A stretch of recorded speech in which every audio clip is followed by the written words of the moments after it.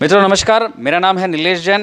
The developing dream society NGO और news रथ channel की ओर से हम आपका स्वागत करते हैं। आज हम आए हैं भिंडर नगर पालिका चुनाव में और ये कार्यक्रम जो चल रहा है इसमें वार्ड 20 से हमारे जनता सेना के प्रत्याशी श्रीमान अशोक कुमार जी सोनी हमारे साथ हैं और आज हम इनसे जानेंगे कि सोनी साहब आप थोड़ा सा अपना परिचय दें हमारी जनता को, ताकि वो आपसे परिचित हो सकें और आपकी शैक्षणिक योग्यता आप अपने बताएं, ताकि सब लोग जान पाएं कि आप किस प्रकार से समाज को सेवित करेंगे। इसके अतिरिक्त आपको ये बताना है कि आप की क्या योजना है आपके वार्ड में, किस प्रकार से कुछ समस्याओं को आपने जाना है, समझा है और क्या आपकी योजना है आपके वार्ड के लिए।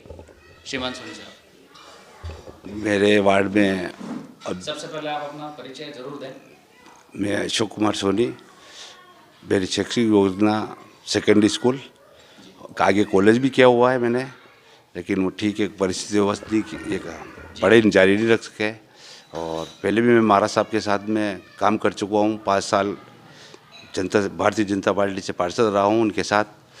उस समय भी विकास का काम बहुत कराए और अभी हमारे को महाराज साहब जनता सेना से हमारी दूसरी पार्टी है और उसमें मेरे को महाराज साहब ने 20 नंबर से प्रत्याशी बनाया है। और मैं चाहता हूँ कि हमारे जो अधूरे काम है महाराज साहब के वो महाराज साहब पूरे करवाए।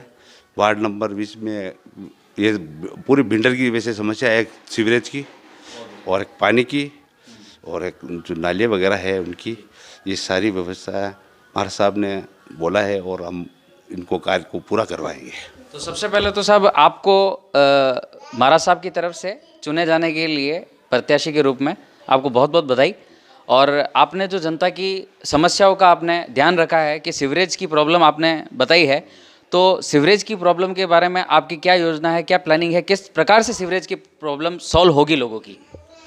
वैसे योजना पूरी आगे गौरव सेंटर मतलब जयपुर में पास की हुई है 2018 में, लेकिन ये राजनीतिक उथल पुथल हमारे बोर्ड जनता सेना का होना और आगे जो हमारे एमएलए हैं वो कांग्रेस के होने की वजह से स्थिर पड़ा हुआ है।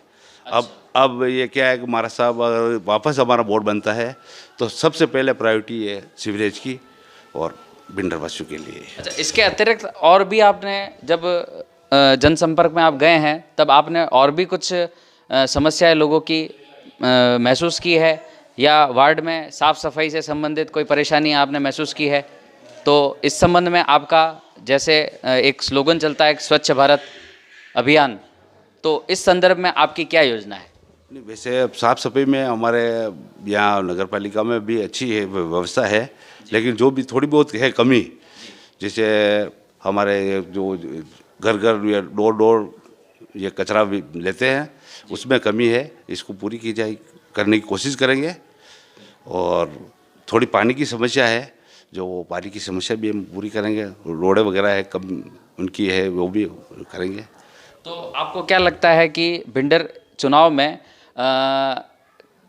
जनता किसके बोर्ड को, कौन से पार्टी के बोर्ड को आने में सहयोग करने वाली है?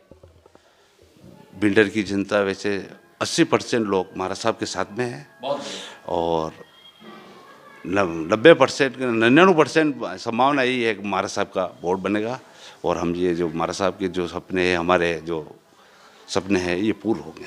यहाँ मैंने जो बहुत बढ़िया शब्द का प्रयोग किया, इसका तात्पर्य यह है कि एक प्रत्याशी को अपने पार्टी से पूरा उसका तालमेल उसके साथ होना चाहिए, जो आपने व्यक्त किया। जो भी पार्टी निकाय चुनाव में अपने प्रत्याशी को उतारती है वो देश की सेवा और समाज की सेवा के लिए ही उतारती है।